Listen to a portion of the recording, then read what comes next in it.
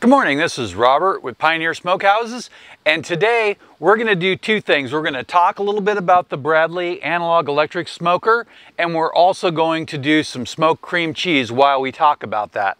So first thing, let's go ahead and get into the smoked cream cheese. First thing that I've done here is I've taken a large sheet of foil and folded it in half. We want something a little firm. You could use a low side foil pan because you want to make sure that you get good circulation of the smoke so you get all that flavor. Now, I'm going to take this and I'm going to put a block of cream cheese on. This is a generic cream cheese. I find that if you use like the brand name cream cheese that it's a little softer, and you want to take this directly out of the refrigerator and straight on to the container. So I'll go ahead and open this and put it on there. I'll be right back. Now I've got this on the tin foil and we're going to straighten it out just a little bit. Cream cheese is very messy to deal with, but again, if you keep it really cold or even pop it in the freezer for a couple minutes before you work with it, you should be fine. Today, we'll be using Wet n Wild Workshop seasoning. There's a lot of different seasonings that you can use. Whatever your favorite is, feel free to use that. But this one has almost a chili kind of smell to it, but there's no cumin in the recipe, but it has that celery flavor and that tomato flavor, and of course, paprika. Don't, be scared to add a little more smoked paprika to your stuff too, just in case.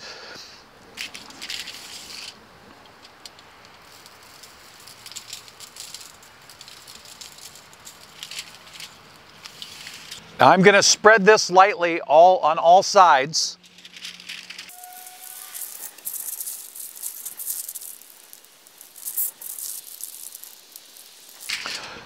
When I sprinkle it on the side, I try to keep it up near the top because the stuff on the bottom will move around. And when I say that, what I mean is that if you go like this a little bit, you'll be able to get it on the bottom. And then I'm going to just lift it up just a little bit and move what's left underneath here. That'll do two things. One thing is it'll provide a surface so that way if you want to transfer it out, you might be able to. And the other thing is it'll season the bottom, so every bite has seasoning. After I've done seasoned it, I'll check it, and then I'm gonna pat it a little bit so that gets in there real good. The next thing I'm going to do is I'm going to score it. So I take one of my really sharp, thin knives. It's similar to a paring knife, but this is a large one. And then I'm going to just run a score right down the top middle. And then I'll go across.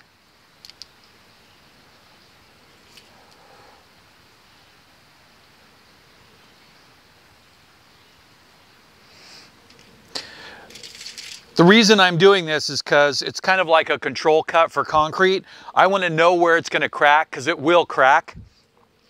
And I want it to crack nice and evenly across the surface and kind of open up and make a nice display. So now that I've done that, I'm going to slightly bend up the edges to create a pan. I'll fold the sides. I like to do that. Help me reduce the size of the foil. And if something does go wrong and it gets too hot, then it'll be in control. Next, I'm going to use a grill mat. Now you could use something else, or you could even use more foil on the bottom, but what you want is to flatten the surface flatter than the regular trays, because the regular trays, they have a little bit too much contour in them, and you don't want that. Now I'm not going to go in the very top because I'm concerned about heat, so what I'll do is I'll go down one shelf, put that in there, slide that in there, get it as close to the middle as possible, and put it down here.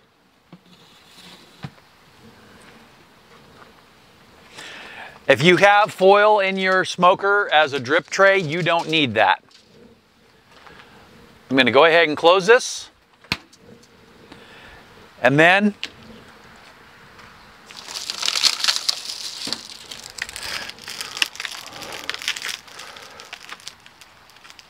we're going to load this with 1 hour of biscuits.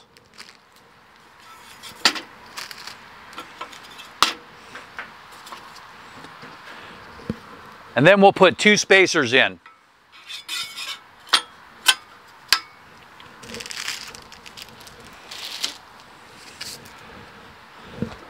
I'm going to go ahead and turn this on and let it run for 1 hour. Don't forget that you need to advance your biscuits.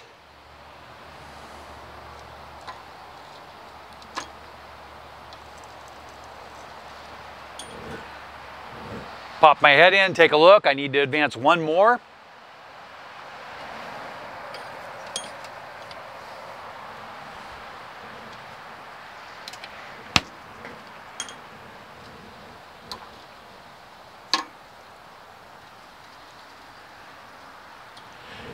And in just a few minutes, we'll be smoking. So the next thing I need to do is I need to make sure that I turn the temperature down as low as possible. Now, the analog smoker has been a bit of a challenge for me, so I added something which has totally been a game changer for this smoker. So I went ahead and turned the smoker sideways so that way we could talk a little bit about what I did. I added a temperature controller, and I'll explain this to you real simply. The analog temperature controller has a lot of variation in the temperature, so I was having a really hard time keeping the food exactly where I wanted. I would get it set and then it would change temperature half an hour later. I do not know whether that has something to do with the smoke or whether it's just the thermostat is irregular, or it could just be the unit that I got. Now that doesn't mean, particularly anything. I do recommend that unless you're willing to either use it on low for things like fish and jerky, that you either get a controller or that you buy the digital model. My buddy has the digital model, which my original review was based off of, and his model works great. This is the controller here where it feeds the pucks in, and coming out of that, so into it goes one standard plug right here, and coming out is a plug that goes directly to the heating element. And these are all standard plugs like your computer C13, C14 plugs. I will put links to the products here below that are affiliate links in the description in case you want to look at this. But this thing is really excellent. This model operates in Celsius, and I looked at the directions and tried to figure out if there was an option to change it, and I don't see that in the directions.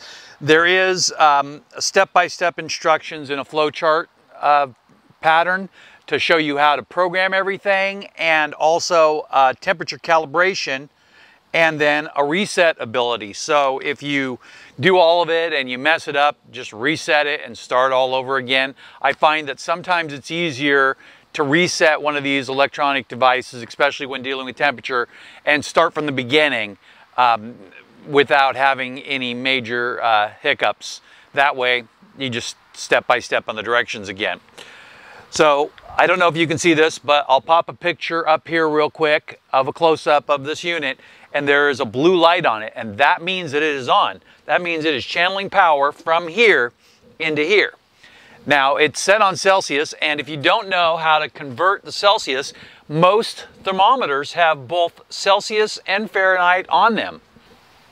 I'm going to go ahead and pop a picture right here that I just took of that thermometer, and you can see how it has all of that on there.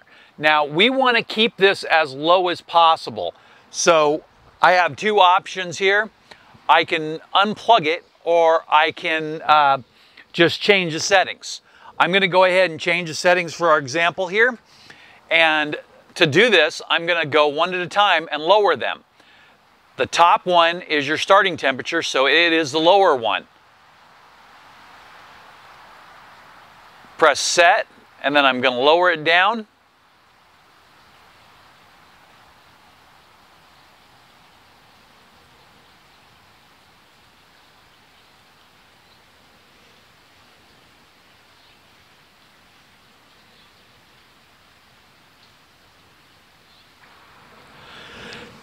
I've got this set where I want it, and it's actually lower than the temperature that the smoker is currently at.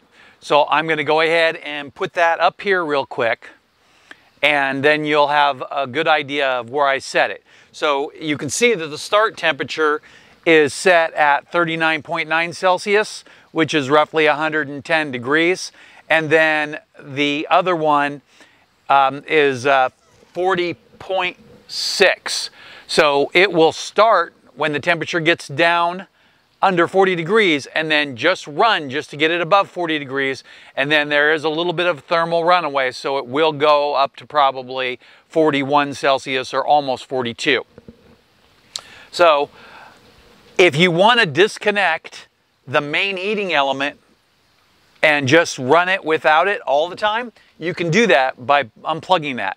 Now there is heat generated by the biscuit burner. So there's a small burner in the middle, and let's go ahead and put a picture of that up here.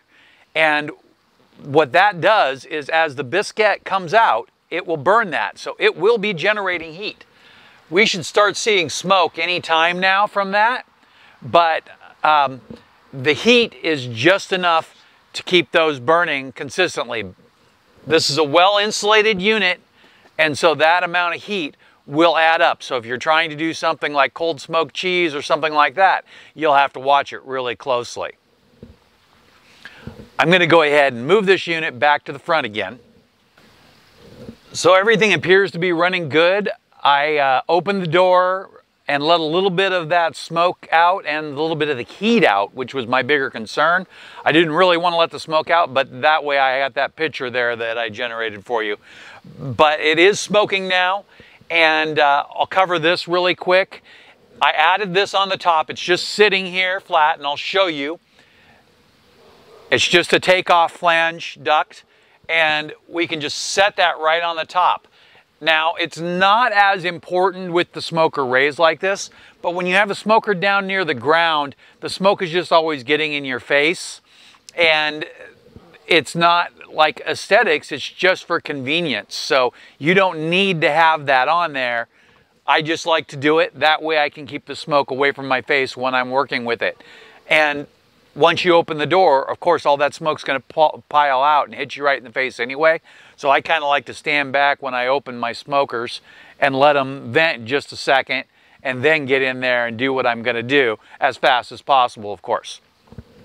So we'll go ahead and run this for an hour, and for you, that'll be 1 second, but for me, I'll be back in an hour.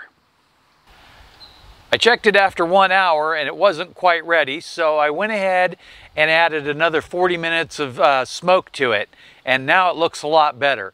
Unfortunately, the side effect is the sun's high in the sky now, so it's making it a little hard to shoot the video, but I'm sure the food's going to be just fine.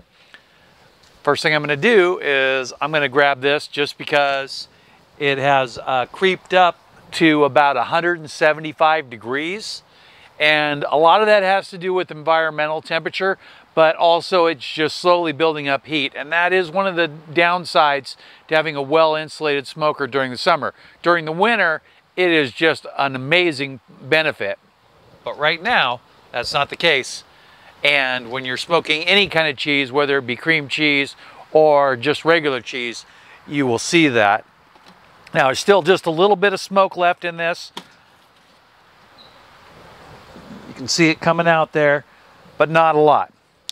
So here is the cheese, and it could go longer, but the problem that I'm having is the actual temperature of it.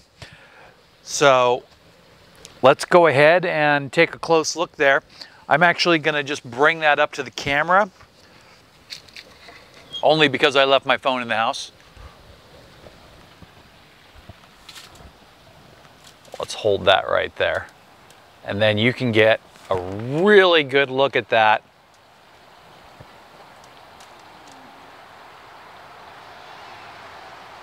That's just perfect.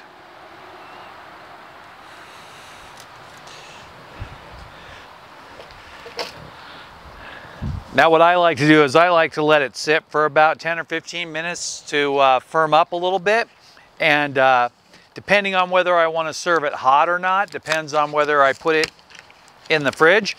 If I just want the flavor and I want it to cool off, I'll drop it in the fridge real quick. if I'm not concerned about that, I might actually even go hotter and kind of give it a little bit of a melted thing. So today, I'm just using some basic almond flour crackers. So they're not very strong in flavor. They work really good for dips and stuff, and I use a lot of cream cheese with like chives and stuff with these. So it works really well. I'm gonna just go ahead and stick that in there like that and get a little piece, and then we'll give it a try.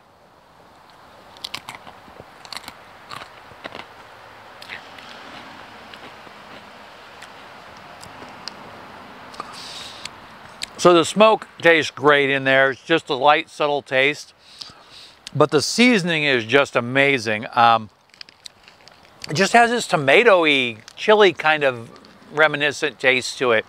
And that's, I think, what I like the most about that. When I pull that up, it's very soft, like brie almost, but it doesn't have that, I guess I would say, different taste that brie has. So I like brie, but I know a lot of people that do not like brie because of that, the weird consistency and the weird taste. But this here, it's all just a low-fat cream cheese, and it's just nice, mild flavor, and with the addition of the little smoke, just completes it.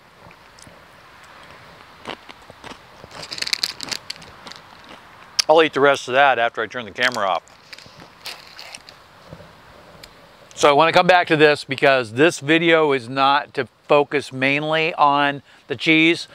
This is a gear channel, and we're here to talk about this. So it's really hot out here. It's the second hottest day of the year, and it still is in the morning, but the sun is high and we're starting to heat up really fast. So that is one of the factors when trying to keep your temperature at a low point. This smoker does tend to get really hot and have a temperature runaway. I've set the digital controller down really low, and it hasn't come on at all during the entire time I've been watching it. I didn't stand out here all 2 hours, but I did come out here and check on it every 10-15 minutes or so. And we ended up at 175 degrees when I pulled that off. I'm going to go ahead and turn this off now. But keeping it down low without the main element running is still kind of an issue. During the winter, I'm sure it wouldn't matter, and it would be a great benefit. Overall, I like the smoker. I like the trays, how they work out, and I like the deflector. I do not use water. The directions call for putting water in the pan below. But then you've got a big mess, you've got ashes in there, you've got your spacers, and you got water, so it just seems like a hassle to me, and I don't use water in any of my other smokers, even though I have used water. But in general, this smoker is a real solid smoker, and I wouldn't, hesitate to tell people that we're looking for certain things to use it. I would, however, say that you should buy the digital version instead. And it has Bluetooth, and you'll definitely be able to control the temperature in a decent range. And most of what you will probably be cooking in here is stuff that you'll probably cook in the 225 degree range, like a slow, long pork roast or pork butt, or even a brisket, but you'll have a hard time fitting a large brisket in here, so you'll need to cut it in half. I would put the flat in the middle and the point on the top. So I think I've covered everything on this, and don't forget about the Wet and Wild workshop. This video is marked as a promotion because I received this as a sample, but so it's not paid or anything like that, but there will be a link to their Facebook page, so if you want to grab some of this, message them on Facebook, and I'll tell you what, this stuff is really good. Also, they sell some other things, which I'll just mention really quick. They sell custom cornhole boards, and if you look at the pictures on the Facebook page, those pictures are just amazing. And duck calls. Now, I don't duck hunt, but if you do, this might be something that interests you. So all these other products, you'll find links below to Amazon, which are affiliate links. So if you use those links, I will get compensated. So thanks for watching the video, and have a great day.